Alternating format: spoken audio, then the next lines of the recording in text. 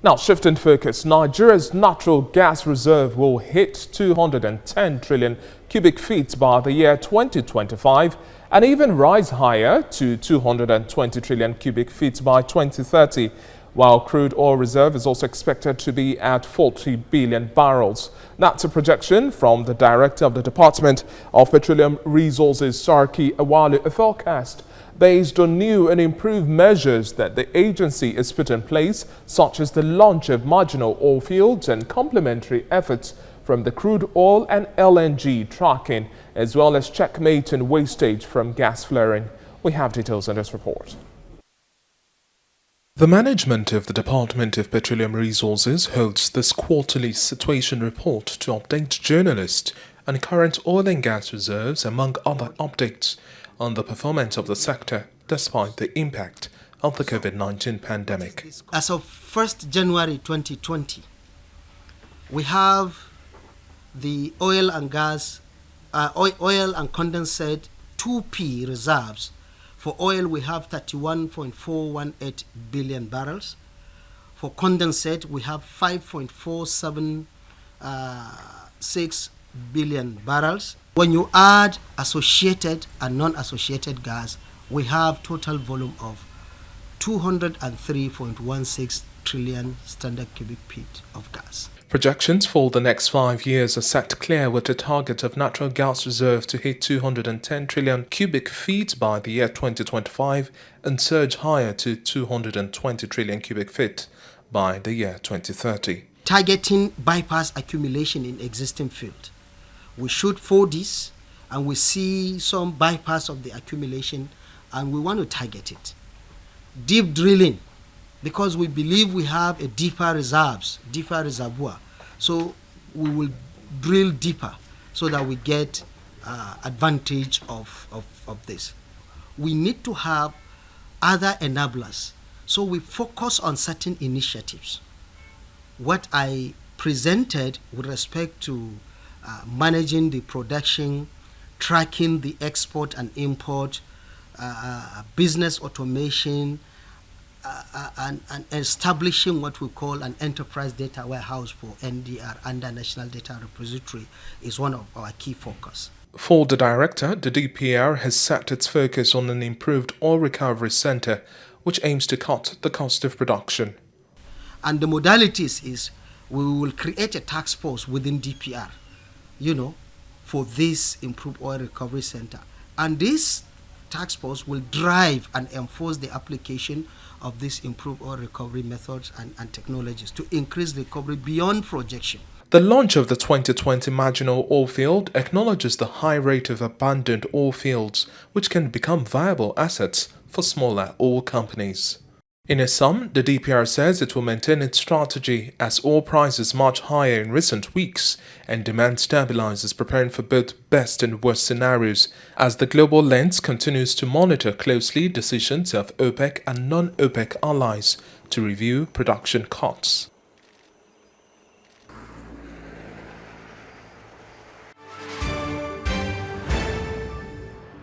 Well, Director of the Department of Petroleum Resources, Sarki Awale, speaks more on the role the agency plays in the Nigeria's oil and gas industry.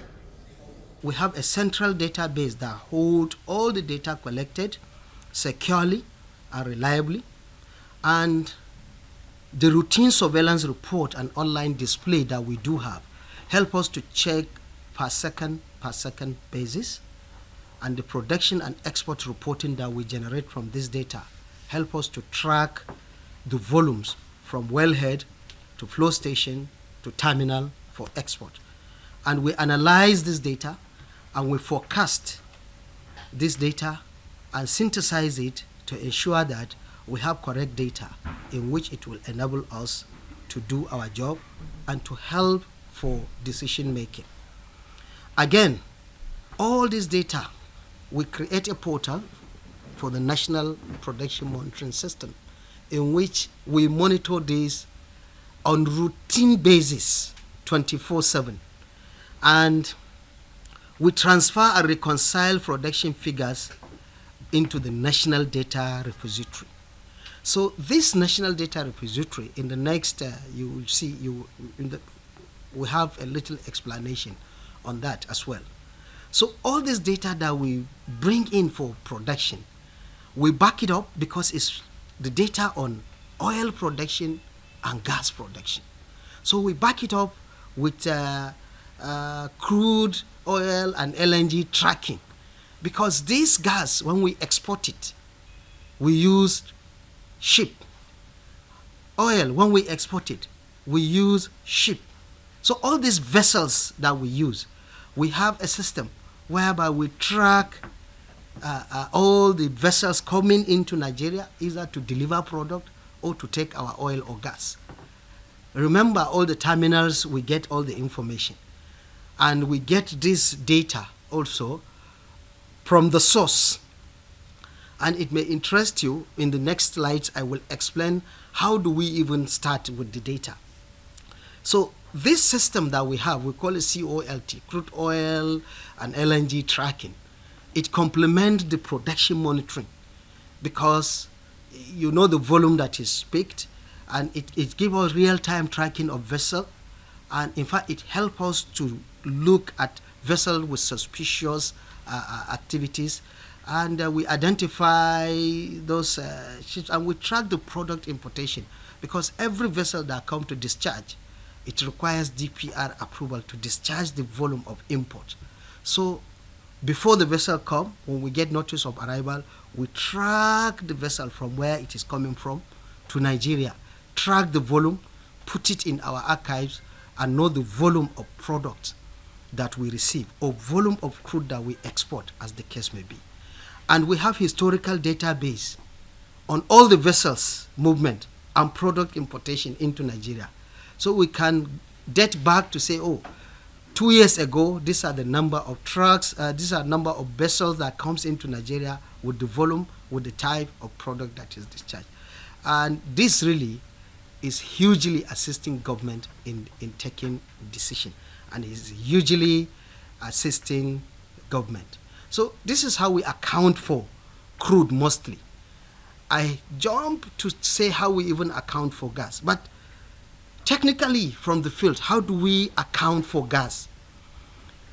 To do that, we account for gas using just three major things.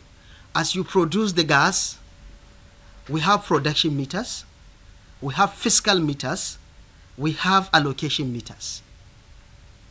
And this volume of oil or gas, it all starts from when you drill a well. After all, the oil or gas come from a well you drill. When DPR approve a well, you drill that well.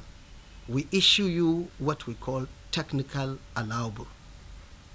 The technical allowable, that is the volume that you need to produce from that well that will not harm the reservoir, and that is optimally and technically okay. So from there, we have the base volume, which we reconcile and track that volume. So technically, we know the volume of oil, of gas, of water that we expect from that performance of the well.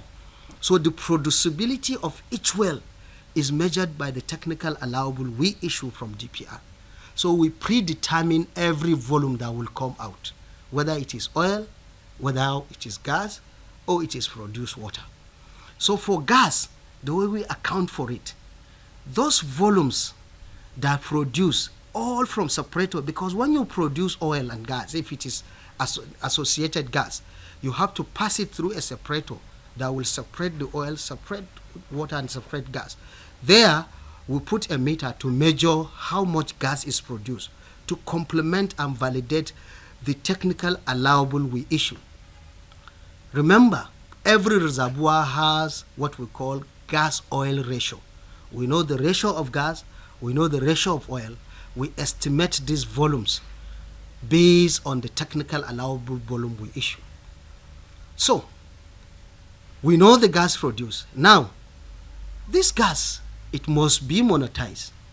To monetize this gas, you have to put a fiscal meter. Either you get an offtaker, or you have a third party to process the gas, or if you don't have anything to do with it, you flare it. So these 3 points, we have fiscal meters, whereby custody has changed. So there we monetize it, we charge it. And we have a allocation meter, whereby you need this gas to generate power, to operate the well, to operate all the facilities. So there we also measure that volume of gas. So with this, we know the total gas that go out, which has money. It is not within our system. We know the gas that we produce, and we compare it, benchmark it with the estimate we give at the beginning. And we know the gas that we re-inject, or gas that we use to as heating system within the facility, or gas that we use to power the facility. So this, we consider it gas that we utilize for the consumption of the operator. So this is how we measure, this is how we account for gas flare. And gas flare, gas monetize, and gas utilize. So, but there is need to understand gas flaring, because a lot people, may not really have very clear understanding of gas flaring. So, gas flaring there are 2 types. There is routine, there is non-routine. Routine gas flare occur when normal operation in the absence of sufficient facilities, to either to accept it as re-injected gas, or to utilize it on site, or to evacuate it to market. So if you subject it to flare, then now you have to pay for it. Then, for example, you get a gas from separator, nobody to take. So you have to put fiscal meter. You have to pay.